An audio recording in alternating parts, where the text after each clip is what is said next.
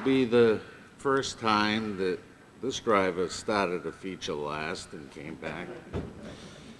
But first of all, it's so important to recognize how good of a job that NEAR has done in preserving racing tradition here in New England. And we are so fortunate to have an organization of caring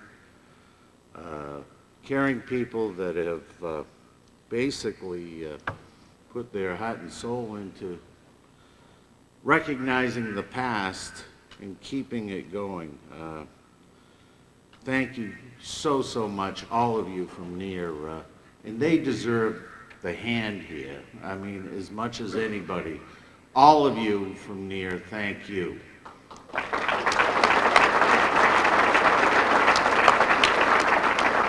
Speaking of preserving the past, I gotta get this in. Speedway Illustrated's Indoor Expo is at the Big E on March 2nd, 3rd, and 4th. And they've kept something going pretty good here in New England too. And I think a lot of people would have a lot of fun going to that this year. That's very important that we keep that going.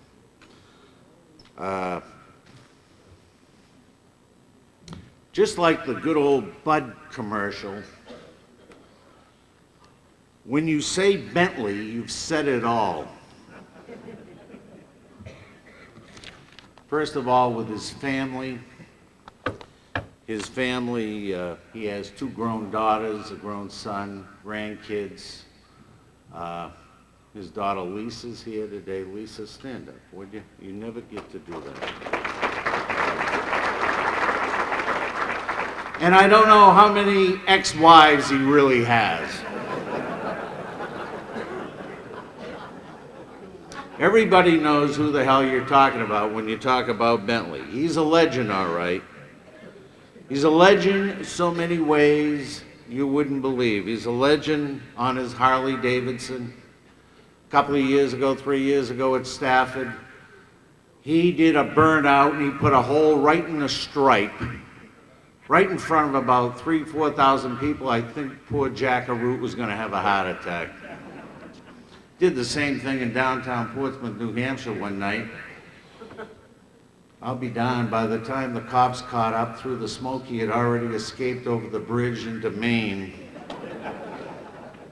He's a legend with the Department of Transportation, and I'm not kidding. He's got the record. 2 18-wheelers tipped over at the same time, within a mile of each other, at Interstate 95 and 128 in Braintree, Mass. 120 tons of shredded car parts all over the road. And here was the WBZ Joe Green chopper overhead. And I'm looking at it on TV in big letters. There they are, the 2 trucks on the sides, Bentley Warren. He's a legend with the Registry of Motor Vehicles and the State Police in 4 different time zones. He's a legend with the Oswego Chief of Police at a party after one of his classic wins. He commandeered a Oswego police cruiser foolishly vacated by an officer who had tried to break up one of his victory parties being attended by about 300 people. Well, Bentley was taken off to the Hoosgow, of which track owner Harry Caruso found out about this, promptly made the call to the police station, got a hold of the chief, and said, "What the hell are you trying to do? Cause a riot up here? They're going to burn my track down." 20 minutes later, I'm an eyewitness to this, 20 minutes later, here came the police cruiser, driven by the chief, giving Bentley a ride back to the party. He's a legend with rental cars. The only man that I would tell you, not only in this room, perhaps in captivity, that's been redlined by 8 rental car companies at the same time. And tried topping this. This is a true story. Everything with Bentley is true. He's a legend with the Federal Aeronautics Administration. for nearly landing his helicopter on the roof of the Route 95 Hampton Beach toll booth one foggy night. Of course, oh, by the way, there was another time he was escorted out of restricted airspace by an F-16 fighter. He had a simple, George Bush, they were flying him to Kennebunkport. He had a simple explanation to the Pease Air Force Base tower. Oops! We're wicked out of here, Roger. His repertoire, in fact, by the way, J.P. Cabana, how's that? Repertoire. Francais, speak Francais, hey, très bien. Just want to make sure you're awake. His repertoire goes from bombers to cut-downs, champ cars to USAC Silver Crown, NASCAR North, late models, pro stocks and modified, sprints, midgets, supers, TQ midgets, Indy cars. He's done it with wings and no wings. He's driven them all. He's been on asphalt, rough, smooth, slick, oily, banked, and flat, on clay and dirt, dusty, muddy, ruddy, rim riding and on the brim. And he's got wins from Maine to California, Florida to Canada, on fifth miles, quarter miles, third miles, 4/8 of a mile, 4/10 of a mile, half miles, 3/4 miles, 1 mile.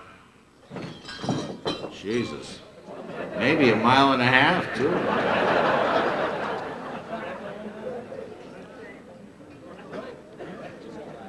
The Moody Mile at Syracuse, he won on that. He's won from Kalamazoo to Timbuktu, actually Argentina, on a 3-mile oval, if you can believe that. He's done his thing there.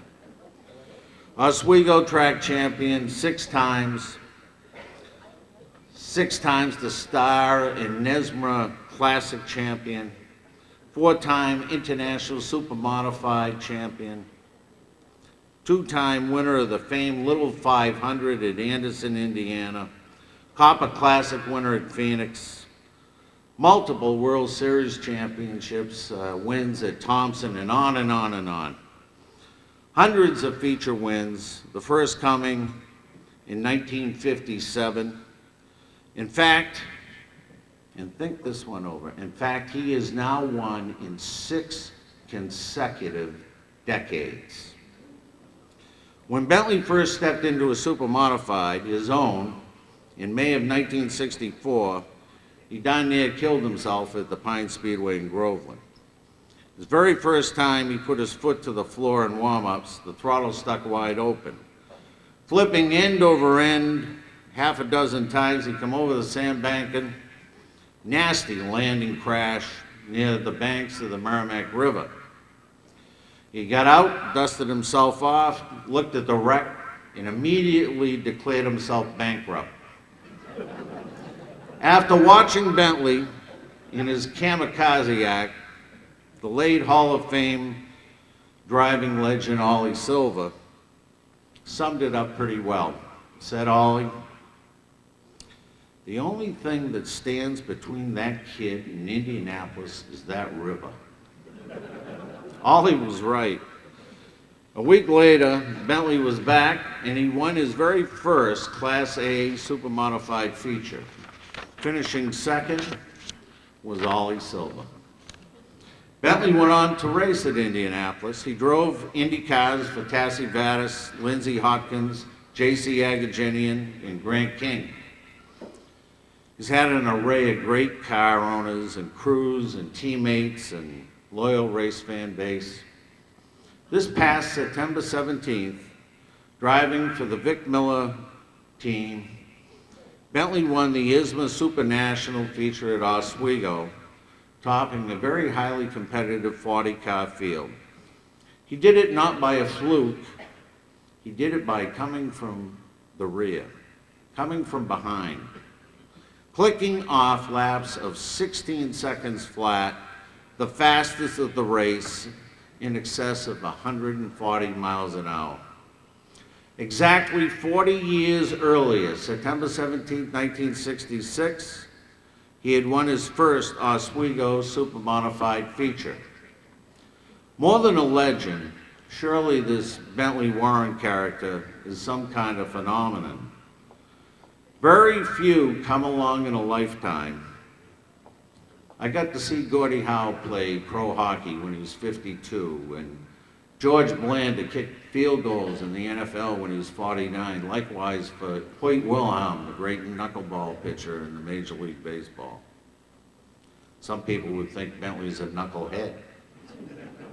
However, when you watch somebody do that at age 65.9, 65 years old, 9 months, Bentley takes a touring open wheel feature win. You got to think about that one. When you leave here today, tell your friends about that. Tell them that you know the only Hall of Famer anywhere who won a main event in a winged open wheel car worth $5,000 and then cashed his Social Security check later the same week. An amazing guy, and I finally get to indict him. I mean, induct him, Bentley Warren.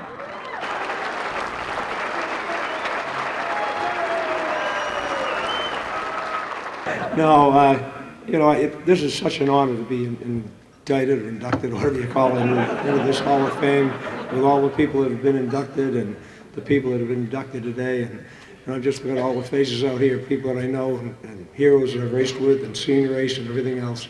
And it really is something. And I've had so many car owners and people help me do what I've done. It's not me. Like Dave Dion said, it's his brothers. So it's all people that just have helped. And I have a lot of thanks to Skip Matzik and Lois Matzik. And Lois is quite ill, but they got me my introduction to Indianapolis through friends of theirs.